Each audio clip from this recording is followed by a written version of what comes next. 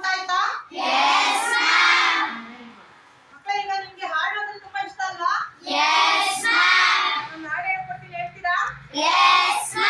ನೀವು ಕೇಳಿರ್ತೀರಾ ಈ ಹಾಡಲ್ವಾ? ಹೇಳಿ ನೋಡೋಣ, ನನ್ನ ಜೊತೆ ಹಾಡಿ.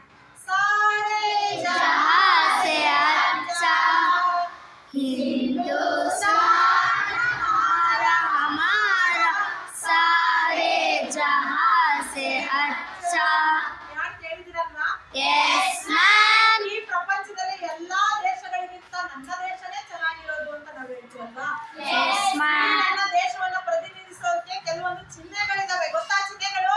Yes ma'am. ನೀವು ಒಂದನೇ ಕ್ಲಾಸಿಂದಲೇ ನೋಡ್ತಾ ಬಂದಿದ್ದೀರಾ, ಓದ್ತಾ ಬಂದಿದ್ದೀರಲ್ವಾ? ಸೊ ಆ ಚಿಹ್ನೆಗಳನ್ನ ನಾವು ಈಗ ನೋಡ್ತಾ ಬರೋಣ. ಸೊ ಇಲ್ಲಿ ನಾವು ಹೆಚ್ಚಿನದಾಗಿ ನಾವು ಒಂದು ಗೀತೆಯನ್ನ ಯಾವಾಗಲೂ ದಿನನಿತ್ಯ ಆಡ್ತಾ ಇರ್ತೀವಿ. ಯಾವ್ದದು? जन गण मन। Very good. ಅದು ಕೂಡ ನಮ್ಮ ರಾಷ್ಟ್ರೀಯ ಲಾಂಛನ, ಹೌದಲ್ವಾ? Yes, ಈಗ ma'am. ನಾವು ನಮ್ಮ ರಾಷ್ಟ್ರೀಯ ಲಾಂಛನಗಳನ್ನ ಒಂದೊಂದಾಗಿ ನೋಡ್ತಾ ಹೋಗೋಣ, ಹೌದಾ? ಮಕ್ಕಳ, ನಿಮ್ಗೆ ಇಲ್ಲಿ ಚಾರ್ಟ್ ಅನ್ನ ಹಾಕಿದ್ದೀನಿ. ಸೊ ಈ ಚಾರ್ಟ್ ಅಲ್ಲಿ ನಿಮಗೆ ಕಾಣಿಸ್ತಾ ಇದೆ, ಇನ್ನೊಂದು ಚಾರ್ಟ್ ತಂದಿದ್ದೀನಿ ನಿಮ್ಗೋಸ್ಕರ. ಆಮೇಲೆ ನಿಮ್ ಕೈ ಕೊಡ್ತೀನಿ, ಎಲ್ಲಾನು ನೋಡಿ, ಆಯ್ತಾ? ಸೊ ಇಲ್ಲಿ ಹಾಕಿರ್ತಕ್ಕಂಥದ್ದನ್ನ ನೋಡಿ. ಸೊ ಇದು ಏನಿದು?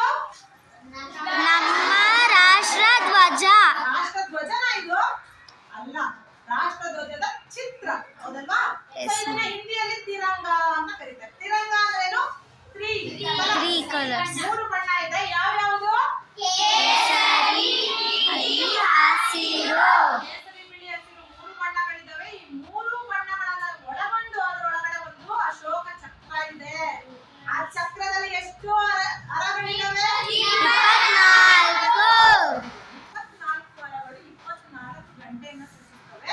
ಇಂಥ ಒಂದು ತ್ರಿವರ್ಣ ಧ್ವಜವನ್ನ ನಮಗೆ ಕೊಡುಗೆಯಾಗಿ ಕೊಟ್ಟವರು ಪಿಂಗಳಿ ವೆಂಕಯ್ಯ ನಾಯಕ. ವೆಂಕಯ್ಯನವರು. ಅಲ್ವಾ ನಿಮ್ಗೆ? ಯಾರು? Yes ma'am. ಪಿಂಗಳಿ ವೆಂಕಟ। ಈ ತ್ರಿವರ್ಣ ಧ್ವಜವನ್ನ ಹೇಗೆ ಆರಿಸಬೇಕು, ಅದನ್ನ ಹೇಗೆ ಬಿಚ್ಚಿಡಬೇಕು, ಅದಕ್ಕೆ ಹೇಗೆ ಗೌರವ ಸೂಚಿಸಬೇಕು ಅನ್ನೋದನ್ನ ನಾನು ನೆಕ್ಸ್ಟ್ ಕ್ಲಾಸ್ ಅಲ್ಲಿ ಡಿಟೇಲ್ ಆಗಿ ಒಂದೊಂದನ್ನೇ ಹೇಳ್ಕೊಡ್ತೀನಿ. ಸೊ ನಾವು ಈಗಿರುವಂತ ರಾಷ್ಟ್ರೀಯ ಚಿಹ್ನೆಗಳ ಬಗ್ಗೆ ತಿಳ್ಕೊಂತ ಹೋಗ್ತೇವೆ, ಆಯ್ತಾ? Yes, So, ma'am. ಎರಡನೇದಾಗಿ ನಾವು ನವಿಲು ಕೂಡ ನಮ್ಮ ರಾಷ್ಟ್ರ ಪಕ್ಷಿ। ನಮ್ಮ ರಾಷ್ಟ್ರೀಯ ಪಕ್ಷಿ. ನೋಟದಲ್ಲಿ ಸುಂದರವಾಗಿದೆ, ಅದಕ್ಕೆ ಇದು ನಮ್ಮನ್ನ ರಾಷ್ಟ್ರೀಯ ಪಕ್ಷಿಯಾಗಿ ನಾವು ಅದನ್ನ ಸ್ವೀಕರಿಸಿದ್ದೀವಿ. ಇನ್ನ ಕಮಲ ಇದೆ, ಇದು ನಮ್ಮ ರಾಷ್ಟ್ರೀಯ ಪುಷ್ಪ, ಹೌದಲ್ವಾ? So, ಶ್ರೀ ಮಹಾಲಕ್ಷ್ಮಿಯ ಪೀಠ ಇದು, ಹೌದಲ್ವಾ? Yes, ma'am. ಸುಂದರವಾಗಿದೆ. ಆಮೇಲೆ ಭಾರತೀಯ ಕಲೆ, ಪುರಾಣ, ಸಾಹಿತ್ಯಗಳಲ್ಲೆಲ್ಲ ಈ ಕಮಲಕ್ಕೆ ಅತ್ಯಂತ ಉನ್ನತವಾದ ಸ್ಥಾನ ಇದೆ.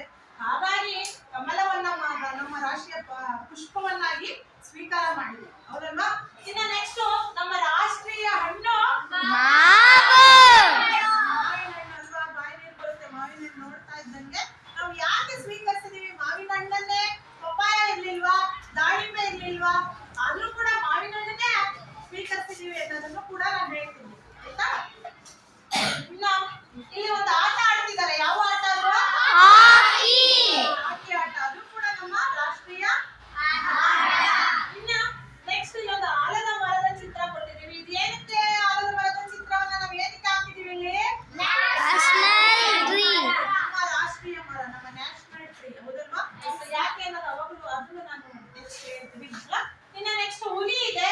ಹುಲಿಯನ್ನ ನಮ್ಮ ರಾಷ್ಟ್ರೀಯ ಪ್ರಾಣಿಯಾಗಿ ಸ್ವೀಕರಿಸಿದೀವಿ. ಯಾಕೆ ಸ್ವೀಕರಿಸಿದೀವಿ ರಾಷ್ಟ್ರೀಯ ಪ್ರಾಣಿಯಾಗಿ? ಸಿಂಹ ಇರ್ಲಿಲ್ವಾ? ಆನೆ ಇರ್ಲಿಲ್ವಾ? ಯಾವ್ದಿದ್ರು ಕೂಡ ನಾವು ಹುಲಿಯನ್ನೇ ಸ್ವೀಕರಿಸಿದೀವಿ. ಯಾಕೆ ಅಂದ್ರೆ ಅದರ ಬಣ್ಣ ತುಂಬಾ ಆಕರ್ಷಕವಾಗಿದೆ, ಅದರ ಓಟ ಚೆನ್ನಾಗಿದೆ, ಅದರ ನೋಟ ಚೆನ್ನಾಗಿದೆ, ಎಲ್ಲವೂ ಚೆನ್ನಾಗಿದೆ.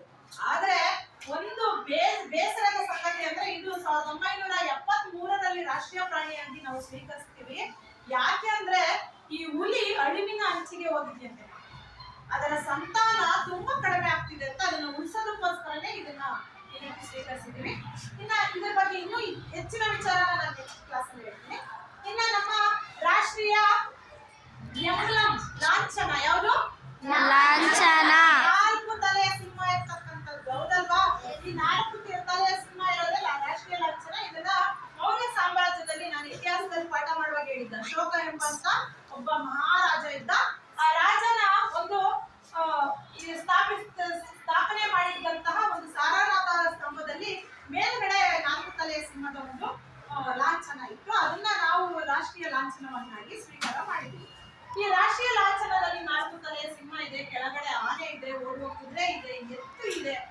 ಮಂಡೋಕ ಉಪನಿಷತ್ತಲ್ಲಿ ಒಂದು ಸಾಲನ್ನ ಬರೆದಿದ್ದಾರೆ. ನೀವು ಕೇಳಿದ್ರೆ ಅದು ಯಾವುದು? ಸತ್ಯಮೇವ ಜಯತೆ ಅನ್ನೋ ಒಂದು ಸಾಲನ್ನ ಬರೆದಿದ್ದಾರೆ. ಗಂಗಾ ನದಿ ಇದೆ. ಈ ಗಂಗಾ ನದಿ ಕೂಡ ನಮ್ಮ ರಾಷ್ಟ್ರೀಯ ನದಿಯನ್ನಾಗಿ ಸ್ವೀಕಾರ ಮಾಡಿದ್ವಿ. ಯಾಕೆ ಅನ್ನೋದು ಕೂಡ ನಾನು ನೆಕ್ಸ್ಟ್ ಕ್ಲಾಸ್ ಹೇಳ್ತೀನಿ. ನಿಮ್ಗೆ ಈಗ ನಾನು ಹೇಳಿರ್ತಕ್ಕಂಥ ರಾಷ್ಟ್ರೀಯ ಚಿಹ್ನೆಗಳ ಪರಿಚಯ ಅರ್ಥ ಆಗಿದೆ ಅನ್ಕೊಂತೀನಿ. Yes ma'am. ಹಾಗಾಗಿ ಇದು ನಿಮಗೆ ಗೊತ್ತು. ನಮ್ಮ ರಾಷ್ಟ್ರೀಯ ಗೀತೆಯನ್ನ ಯಾರು ರಚನೆ ಮಾಡಿದ್ರು? ರವೀಂದ್ರನಾಥ ಟ್ಯಾಗೋರ್. ರಚನೆ ಮಾಡಿದ್ದಾರೆ. ಈ ರಾಷ್ಟ್ರೀಯ ಗೀತೆಯನ್ನ ನಾವು 52ರಿಂದ 58 ಸೆಕೆಂಡ್ ಅಲ್ಲೇ ಆಡ್ಬೇಕಂತ ಮಕ್ಕಳು. ಒಂದು ಹೇಳಿಕೆ ಪ್ರಕಾರ ಈ ರಾಷ್ಟ್ರಗೀತೆಯನ್ನ ಆಡುವಾಗ ನಮ್ಮ ಎದೆಗೆ ಗುಂಡು ನುಗ್ಗಿದ್ರು ಕೂಡ ನಾವು ಅಳ್ಳಾಡದೆ ನಿಂತು ಸ್ಟ್ರೈಟ್ ಆಗಿ ನಿಂತು ಸಾವಧಾನ ಪೊಸಿಷನ್ ಅಲ್ಲಿ ಇದನ್ನ ಆಡ್ಬೇಕಂತ. ಹೌದಲ್ವಾ? ಅವಾಗ ನಾವು ರಾಷ್ಟ್ರಗೀತೆಗೆ ಕೊಡುವಂತ ಗೌರವ. ಹೌದಲ್ವಾ? ಸೊ ಇದು ನಾವು ರಾಷ್ಟ್ರೀಯ ಚಿಹ್ನೆಗಳ ಬಗ್ಗೆ ನಾವು ತಿಳ್ಕೊಂಡಿದ್ವಿ. ಎಷ್ಟು ಚೆನ್ನಾಗಿ ಅರ್ಥ ಆಗಿದೆ ಅನ್ನೋದಕ್ಕೆ ನಾನು ಕೆಲವೊಂದು ಪ್ರಶ್ನೆಗಳನ್ನು ಕೇಳ್ತೀನಿ. ಉತ್ತರ ಮಾಡ್ತೀರಾ? ಸರಿ. ಈಗ ನಮ್ಮ ರಾಷ್ಟ್ರೀಯ ಪ್ರಾಣಿ ಯಾವುದು? ಹುಲಿ. ಹುಲಿ. ನಮ್ಮ ರಾಷ್ಟ್ರೀಯ ಪ್ರಾಣಿ ಅಂತ ನಾವು ಹುಲಿಯನ್ನ ಯಾವಾಗ ಸ್ವೀಕರಿಸಿದ್ವಿ?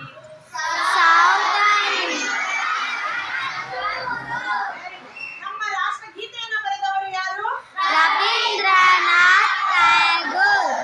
ನಮ್ಮ ರಾಷ್ಟ್ರೀಯ ಪುಷ್ಪ ಯಾವುದು? ಕಮಲ. ನಮ್ಮ ರಾಷ್ಟ್ರೀಯ ಪಕ್ಷಿ ಯಾವುದು? ನವಿಲು. Very good. ನೀವೆಲ್ಲ ತುಂಬಾ ಬುದ್ಧಿವಂತ ಮಕ್ಕಳು.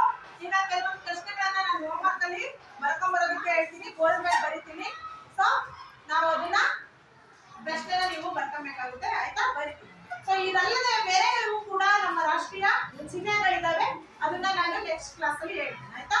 ಎಸ್. ಈಗ ಪ್ರಶ್ನೆಗಳನ್ನ ಬರಬೇಡಿ. ನಮ್ಮ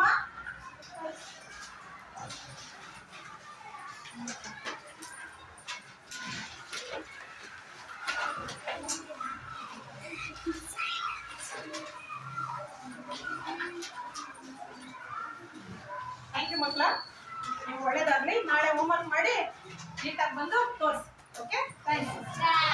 Thank you, ma'am.